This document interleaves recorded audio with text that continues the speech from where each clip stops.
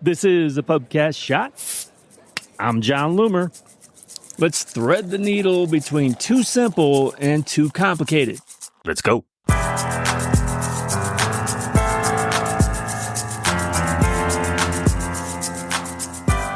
So if you've been listening to the Pubcast for a while, you know all about how I recommend a simplified approach to campaign construction. But I understand the counter-arguments.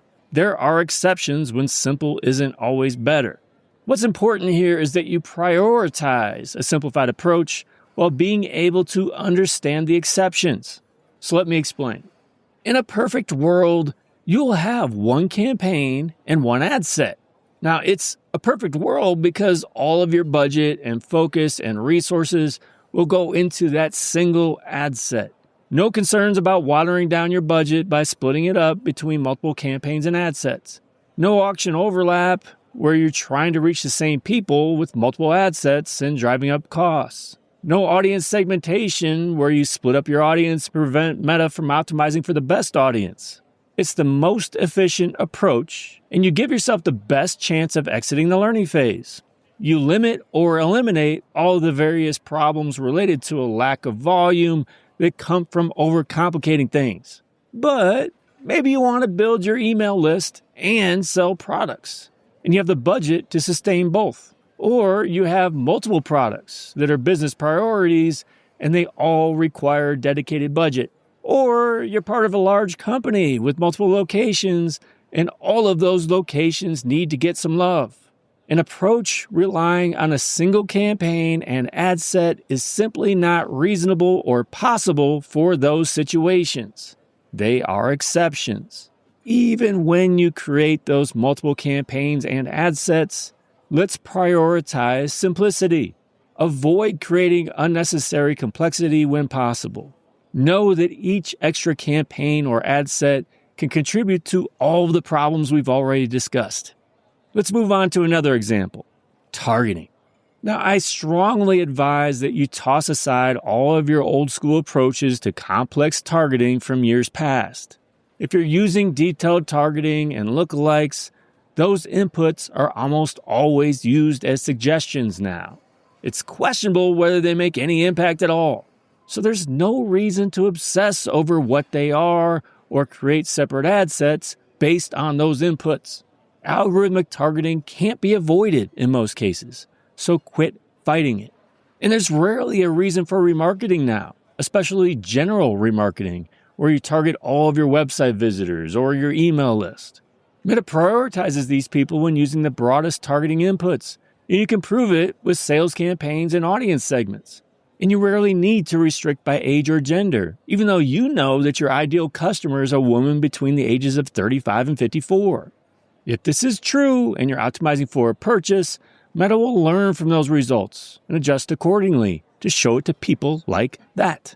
So targeting is something you should keep simplified and avoid unnecessary complexity that often just makes results worse. But there are exceptions. So maybe Meta is dedicating too much spend to remarketing when using algorithmic targeting, and you want to control that spend.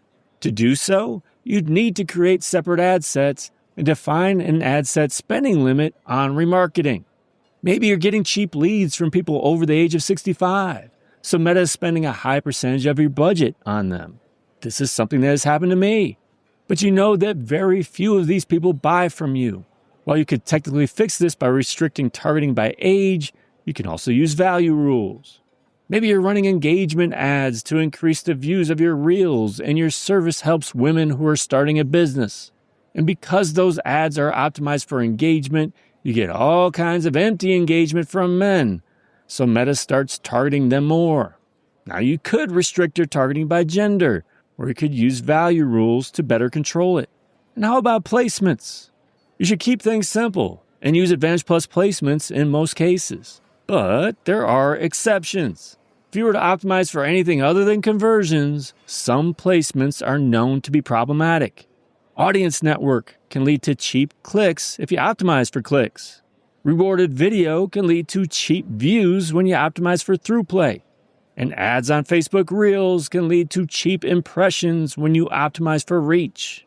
So if you optimize for any of those actions, you absolutely should consider removing those placements, but only then. And you could otherwise use value rules to control it. So here's the bottom of the glass. Yes, you should prioritize a simplified approach, but there are always exceptions when you need to add a layer of complexity. The key here is to thread the needle between too simple and too complicated. Don't create unnecessary complexity that is counterproductive and hurts results. Start as simple as possible and only add complexity if it solves a known problem. One last thing. So if you're a meta advertiser and you need a little extra support, I have something for you. I created the Power Hitters Club way back in, I think it was 2014 now. And it truly is my baby. So look, you get access to all kinds of free content already. I write a blog post every week. I run short form videos. I got this podcast. But the community itself is a support system. We help one another. So not only is it the private Facebook group, you get access to me. I host strategy sessions every week, webinars every week. You get access to JohnBot for question and answer, and my whole training library, in addition to big discounts on one-on-one sessions with me. So if you'd like to join us in the Power Hitters Club, go to johnloomer.com/PHC-elite. Thanks again for joining me today. Until next time, do awesome things. I'm out.